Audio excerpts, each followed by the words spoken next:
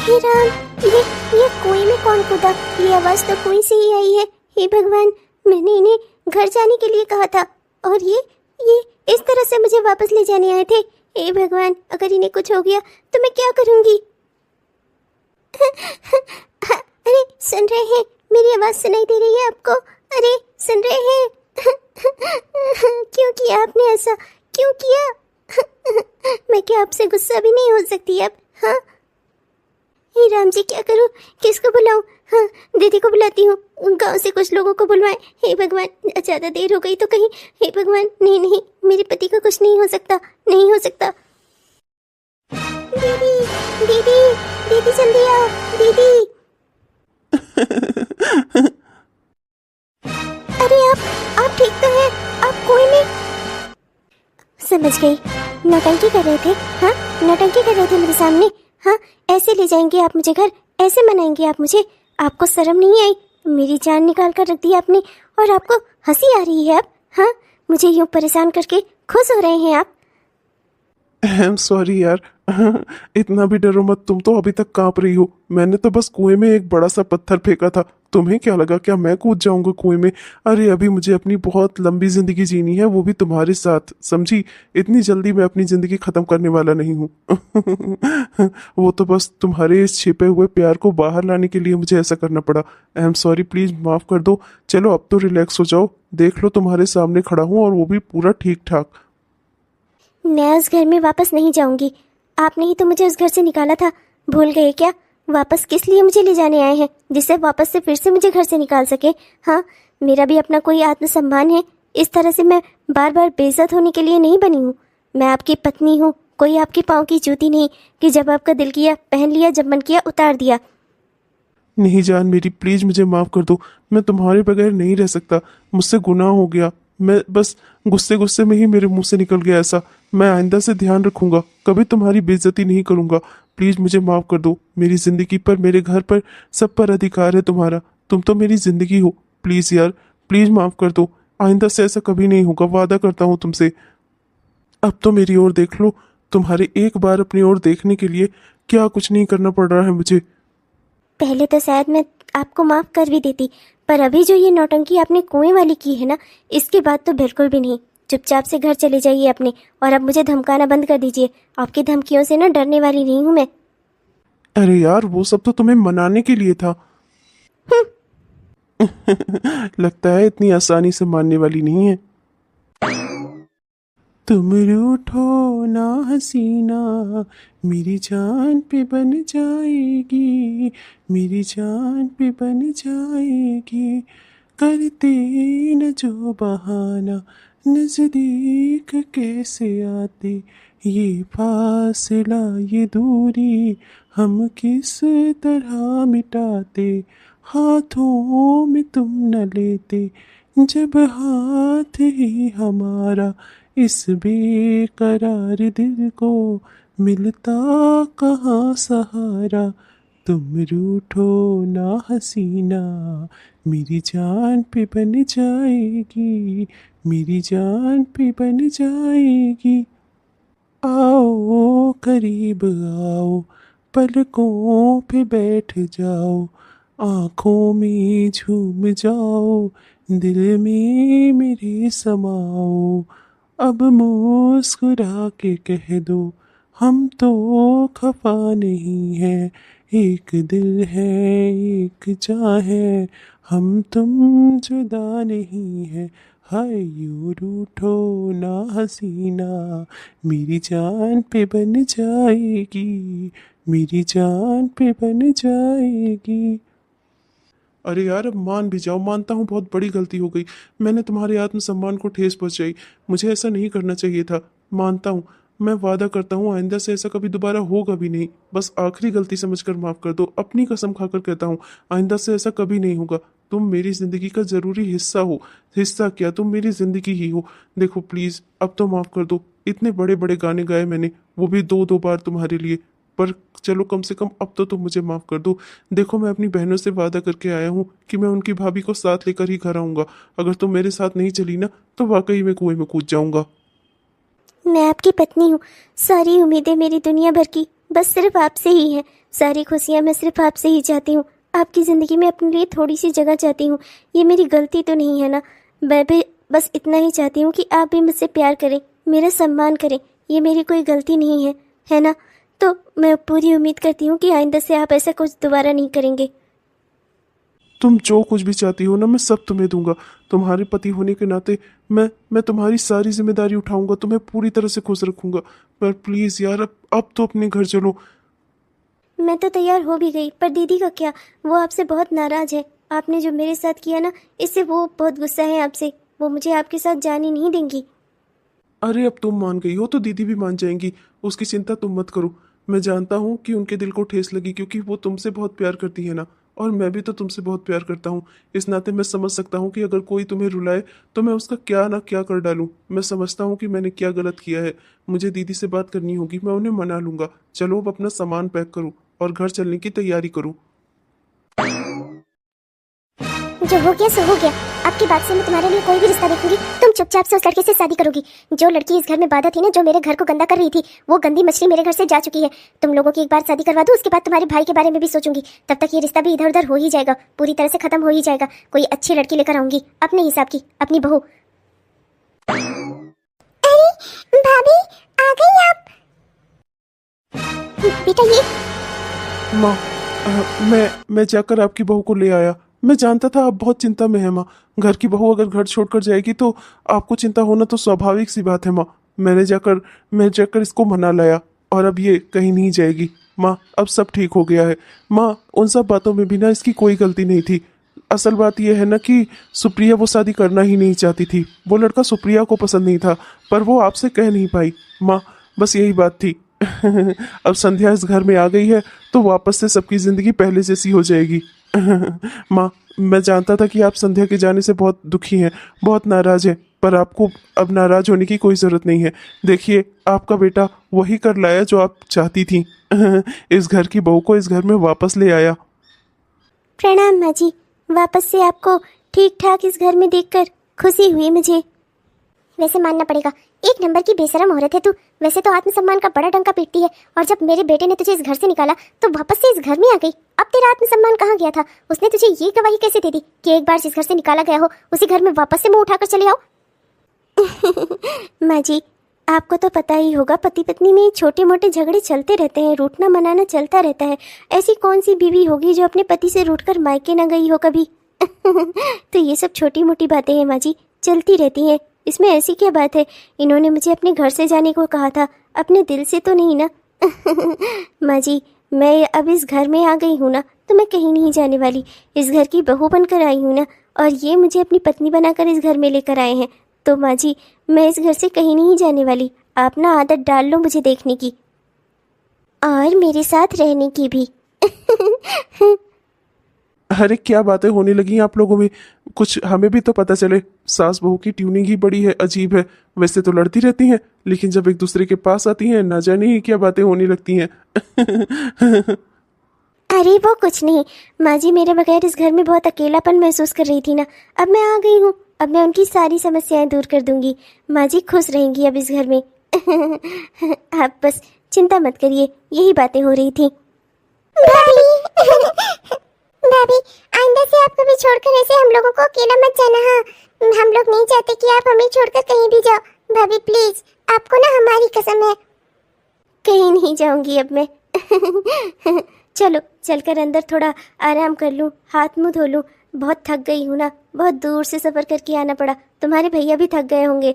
जल्दी से इनके लिए भी कुछ नाश्ता पानी बना देती हूँ। और तुम लोग बताओ मुझे कि तुम लोग क्या खाओगी। मैं तुम लोगों के लिए भी कुछ बढ़िया सा बना देती हूँ नहा धोकर। भाभी, आपको कुछ भी बनाने की जरूरत नहीं है। भैया हमसे प्रॉमिस करके गए थे कि वो आपको लेकर आ रहे हैं, तो इसलिए हमने ही खूब बढ़िया सा खाना बनाया है। पूरी बनाई है, सब्जी बनाई है मटर पनीर की, और साथ में बनाई है भैया की फेवरेट खीर। माँ जैसी तो नहीं, पर ठीक ठाक बन गई होगी। तो इसलिए प्लीज भाभी, अब आपको ना कुछ करने की जरूरत नहीं है। आप बस हाथ मुँह धो लो, नहा लो, और तब तक हम खाना लगाते हैं। आज पूरा परिवार साथ बैठकर खाना खाएगा। मेरी प्यारी नंदे, किसी को ननद मिले ना तो वो तुम दोनों जैसी। ठीक है, मैं नहा कर आती हूँ। देखो ना माँ, संध्या के आने से घर में खुशियां वापस आ गईं। सब कैसे चहक रहे हैं, है ना माँ? अच्छा माँ, चलता हूँ, मैं भी जरा हाथ में धो लूँ। खाना लगने वाला है, बहुत अच्छी खुशबू भी आ रही है। मैं भी खाऊंगा आज, दिल खोल कर खाना खाऊंगा। संध्या संध्या संध्या, तंग आ गई हूँ मैं संध्या का नाम सुन सुनकर। कहीं मेरी बेटियां इसके पीछे पागल हुई रहती हैं, कहीं मेरा बेटा इसके पीछे लट्टू हुआ रहता है। सबको अपने इशारों पर नचा रही है ये एक लड़की, और मेरे घर वाले, उनको लगता है कि संध्या बहू बहुत अच्छी है। मैं जानती हूँ ना इसकी सच्चाई, सबको अपने काबू में करके रखा है इसने। पर तू ज्यादा दिन खुशियां मत मना। जैसे एक बार तुझे इस घर से निकाला था ना, ऐसे ही दोबारा भी तुझे इस घर से निकाल दूंगी। और इस बार ऐसा निकलवाऊंगी ना, ऐसा निकलवाऊंगी ना कि दोबारा तू इस घर में अपने कदम भी नहीं रख पाएगी। देखना तू। ये साड़ी की प्लेट्स ही नहीं आज बन रही हैं, न जाने ही किसी किसी दिन क्या हो जाता है। और ये सर का पल्लू भी सरकता जा रहा है, एक और अलग से ही एक सारी दिक्कतें, ऊपर से लेट भी हो रही हूँ। स्कूल का टाइम हो गया, आज तो स्कूल में प्रेयर भी हो जाएगी, मैडम ही लेट आएंगी। बताओ तो जरा बच्चे क्या सीखेंगे मुझसे। मैं मदद करूं? मैं लगा दूं क्या? जी नहीं, पहले आप खुद की मदद कर लीजिए। ये अभी तक बनियान पहनकर बैठे हुए हैं, अभी तक नहाने तक नहीं गए। जाइए, जाकर नहाइए और जल्दी तैयार होइए। 9 बजे तक ऑफिस पहुंचना होता है ना, 8 बज गए हैं घड़ी में, और कितना टाइम लगाएंगे। हाँ, कंपनी का मालिक ही लेट से जाएगा तो वर्कर्स पर क्या प्रभाव पड़ेगा, सोचा है भी है कुछ आपने? चलिए जाइए, जाकर तैयार होइए जल्दी से, अभी नाश्ता भी करना है आपको। सुनो ना, मैं क्या कहता हूँ कि आज रहने देते हैं। तुम भी मत जाओ, मैं भी नहीं जाता। आज छुट्टी मना लेते हैं। वैसे भी देखो ना, 2 दिन तुम पूरा 2 दिन मुझसे दूर रही। बताओ इतने दिनों तक मैं कैसे रहूंगा तुम्हें, तुम्हारे बिना? हाँ, तो अब देखो उसकी भरपाई तो तुम्हें करनी पड़ेगी ना। देखो तुम 2 दिन के लिए ना स्कूल से छुट्टी ले लो। हाँ, पागल हो गए हैं क्या, कैसी बातें कर रहे हैं? हाँ, हमारा काम है अपना, हमें पहले अपने काम पर ध्यान देना है। आप अपना ऑफिस संभालिए और मुझे मेरा स्कूल संभालने दीजिए, समझे आप?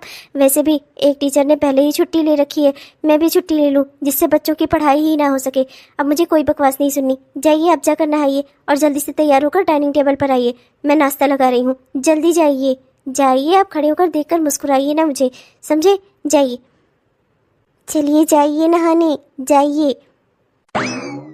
वैसे एक बात कहूँ, बहुत ही सितमगर बीवी हो तुम। पति का दर्द जरा सा भी तुम्हें दिखाई नहीं देता। हाँ, मैं तुमसे इतना प्यार करता हूँ और तुम। हाँ हाँ, मैं बहुत सितमगर हूँ, मैं बहुत बुरी हूँ, और मैं आपसे प्यार भी नहीं करती। प्यार तो सिर्फ आप मुझसे करते हैं, मैं तो आपसे नफरत करती हूँ ना। मैंने ऐसा भी नहीं बोला। हाँ हाँ, मुझे अच्छे से पता है आपने क्या बोला। चलिए जाइए अब, जाइए। ये भी ना कुछ भी नहीं समझते। पर इस घर में आ तो गई हूँ, पर मुझे डर बस एक बात का है, माँ जी शांत रहने वालों में से नहीं है।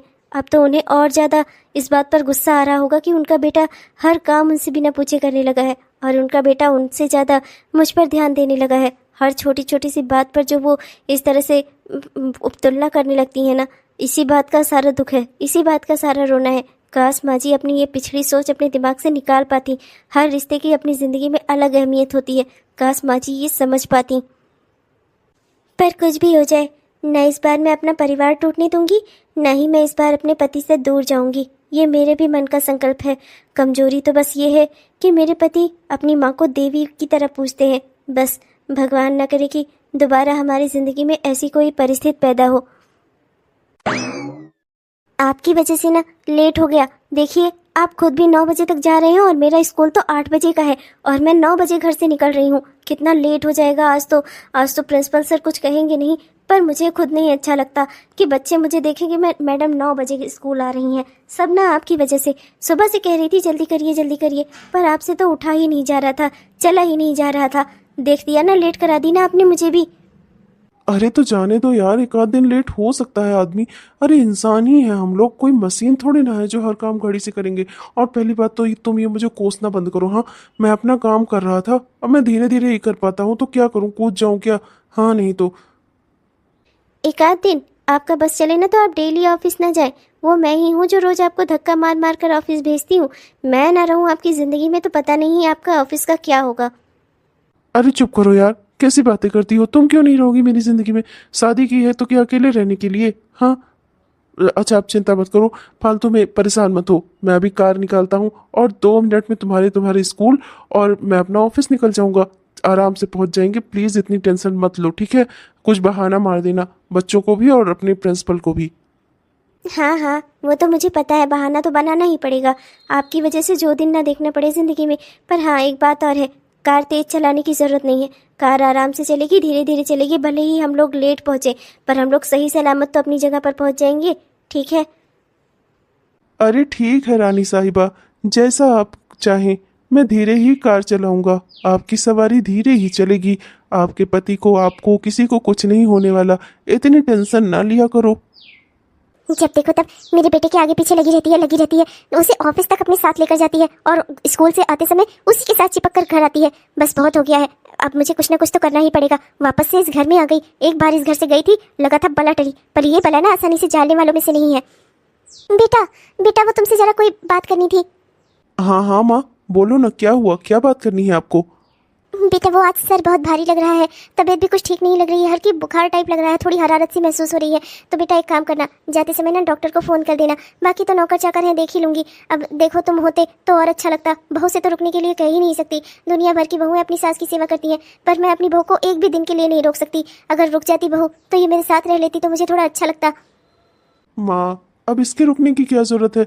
घर में सुप्रिया है, सुनैना है, दोनों है तो आपके पास। और अगर आपको किसी को रोकना है तो बताओ, मैं रुक जाता हूँ। क्या है ना माँ, संध्या के स्कूल में एक टीचर पहले से ही नहीं है, इसलिए संध्या भी इस समय छुट्टी नहीं ले सकती। उसका जाना बहुत बहुत इंपॉर्टेंट है माँ, वरना वो संध्या रुक जाती। उसकी जगह कहो तो मैं रुक जाता हूँ। कोई बात नहीं, मैं ऑफिस से छुट्टी ले लूंगा। मुझे तो छुट्टी मिल ही जाएगी, आखिर बॉस जो हूँ मैं। नहीं बेटा, तुझे रुकने की जरूरत नहीं है। तू बॉस है वहाँ का, एक भी दिन नहीं गया ना तो न जाने ही ऑफिस में सब कैसा उल्टा सीधा काम हो जाएगा। तेरा जाना तो बेहद ही जरूरी है। जहाँ तक सवाल है मेरा, तो मैं संभाल लूंगी। नौकर चाकर है ही घर में, अब क्या करूँगी। अगर नसीब में सुख होता तो तुझे कोई ऐसी लड़की पसंद आती जो नौकरी न कर रही होती, घर की बहू बनकर ससम्मान घर में रहती। पर कोई बात नहीं, अब जो भी है जिंदगी में उसे वैसे ही एडजस्ट करना पड़ेगा। तुम दोनों जाओ अपना नौकरी देखो। बस अपने उस डॉक्टर साहब को फ़ोन कर देना जरा, मैं अपना दिखा लूँगी और खुद से ही अपना मैनेज कर लूँगी। ठीक है माँ, चलता हूँ। बाय माँ, नमस्ते।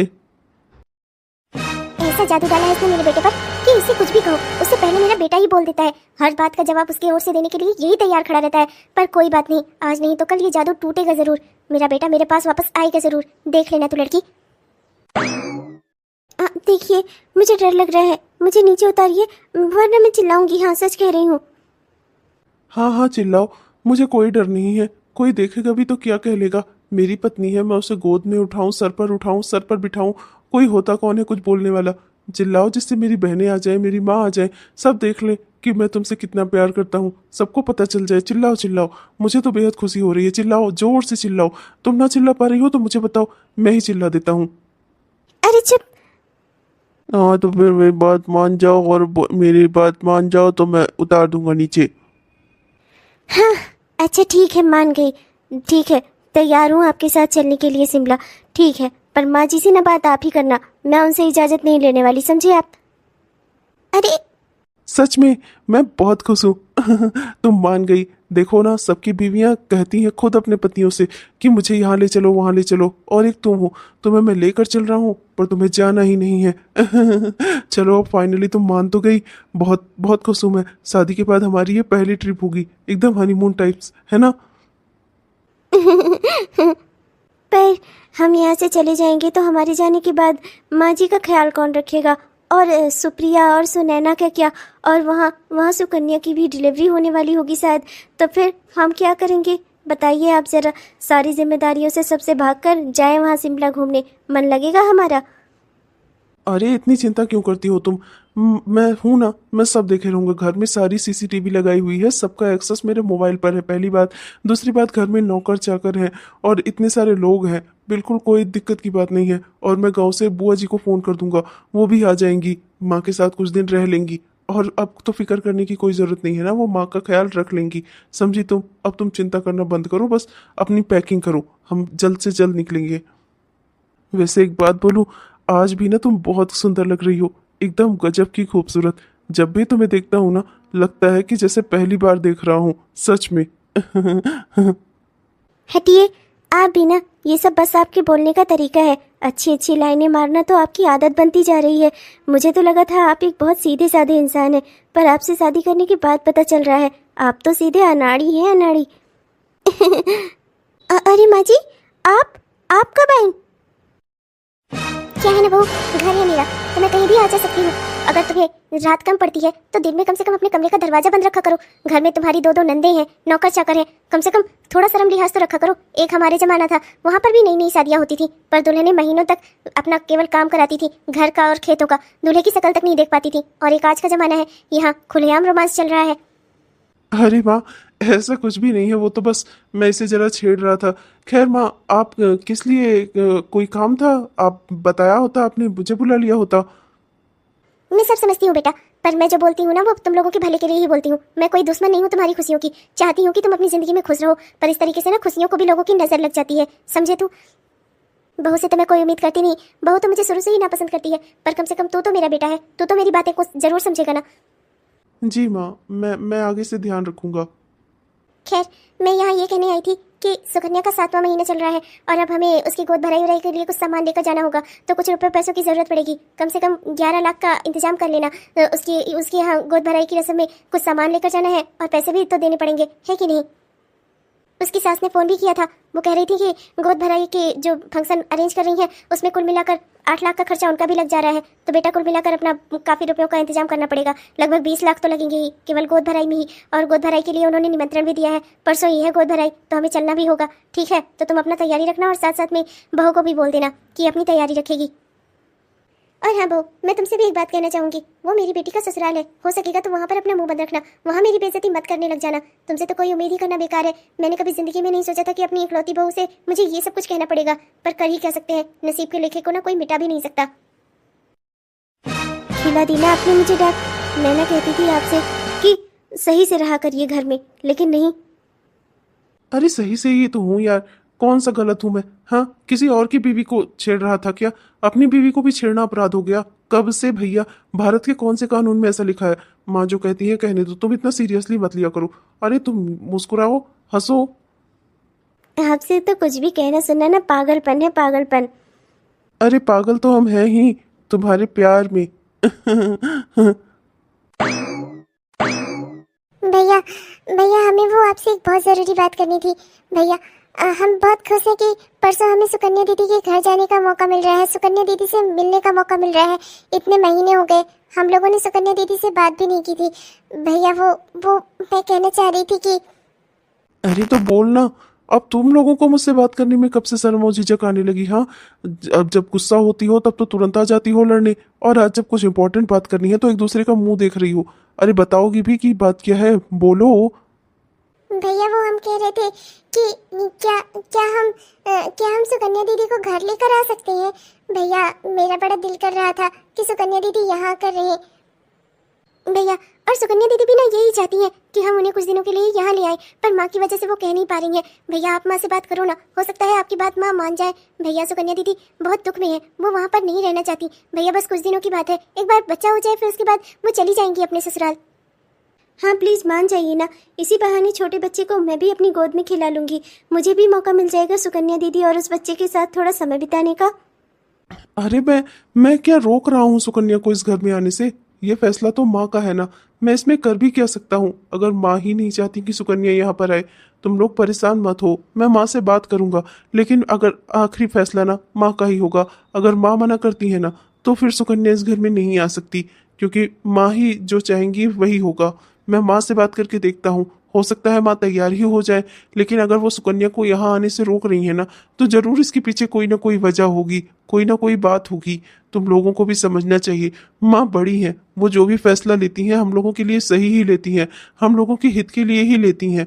प्लीज इसलिए तुम लोग समझने की कोशिश करो, ठीक है? मैं माँ से बात करूंगा, लेकिन मैं उन पर दबाव नहीं बनाऊंगा। ठीक है भैया, हम समझते हैं, आप दबाव मत बनाइए, पर ठीक है आप बात कर लीजिए माँ से, हो सकता है माँ मान ही जाए एक बार हमारे कहने पर। क्या लगता है आपको दीदी, क्या माँ मान जाएंगी सुकन्या दीदी को इस घर में लाने के लिए? पता नहीं छोटी, पर मान जाए तो अच्छा ही है। अब तो देखना होगा कि माँ आगे क्या फैसला करती हैं और क्या क्या निर्णय लेती हैं, क्या करती हैं। आप लोगों को क्या लगता है दोस्तों, क्या मेरी माँ अभी भी अपने अहंकार में डूबी रहेंगी? क्या अभी भी उन्हें अपने परिवार की खुशियाँ नहीं दिखाई देंगी? अब आगे आने वाले दिनों में मेरी माँ क्या क्या फैसला करेंगी, जिसके क्या परिणाम होंगे, वो क्या चालें चलने वाली है, जिसका क्या क्या फल उन्हें मिलने वाला है या हमें मिलने वाला है, तो देखना मत भूलिएगा दोस्तों हमारी इस कहानी का आखिरी भाग, जो कि कल आएगा। वीडियो पूरा देखने के लिए दोस्तों आपका दिल से बहुत बहुत धन्यवाद। वीडियो अगर पसंद आया हो तो कृपया लाइक जरूर करिएगा। अपने दोस्तों को, रिश्तेदारों को वीडियो को शेयर भी जरूर करिएगा। और हाँ दोस्तों, अपने प्यारे प्यारे से कमेंट्स ना हमें जरूर लिखिएगा। आपके प्यारे प्यारे कमेंट्स का ना हम दिल से इंतजार करते हैं दोस्तों। अब तब तक के लिए मैं चलती हूँ, मिलूंगी कल आपको अपनी इस कहानी के आखिरी भाग में। तब तक के लिए बाय बाय।